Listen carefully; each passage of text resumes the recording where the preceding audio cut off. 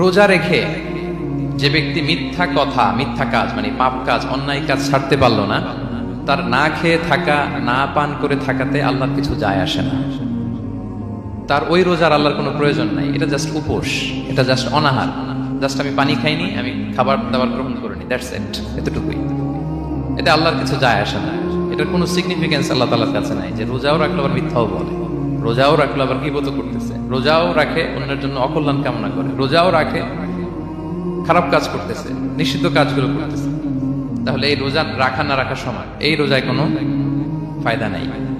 একটা ওয়ার্নিং পাওয়া গেছে না এখানে, যে ওয়ার্নিং, রোজা রেখে সাবধান, কোনো পাপ কাজের সাথে জড়ানো যাবে। আর একটা ভয়ঙ্কর ওয়ার্নিং, যেটা বেসিকলি রাসূল সাল্লাল্লাহু আলাইহি ওয়াসাল্লামের পক্ষ থেকে গভীর হুঁশিয়ারি এবং বদদোয়া, বেসিকলি খুবই ভয়ঙ্কর এই বর্ণনাটা। মুসনাদে বাজ্জারে এই হাদিসটা এসেছে, হাদিসটি হাসান পর্যায়ের হাদিস। জাবির ইবনে সামুরা রাদিয়াল্লাহু তাআলা আনহু বলেন, সাইদান নবী সাল্লাল্লাহু আলাইহি ওয়াসাল্লাম আল মিম্বার, রাসূল সাল্লাল্লাহু আলাইহি ওয়াসাল্লাম মসজিদের নববীর মিম্বারে আরোহণ করলেন। ফাকালা আমিন আমিন আমিন, তিনবার তিনি আমিন বললেন, আমিন আমিন আমিন। ফালাম্মা নাযালা সুইলা আন যালিক, যখন নেমে আসলেন জিজ্ঞেস করা হলো, রাসূল সাল্লাল্লাহু আলাইহি ওয়াসাল্লাম আপনি আমিন আমিন আমিন বললেন, এমন তো করতে দেখি না কখনো, কেন বললেন? ফাকালা, রাসূল সাল্লাল্লাহু আলাইহি ওয়াসাল্লাম বললেন, আতানি জিবরিল, জিবরাইল একটু আগে আমার কাছে এসেছে।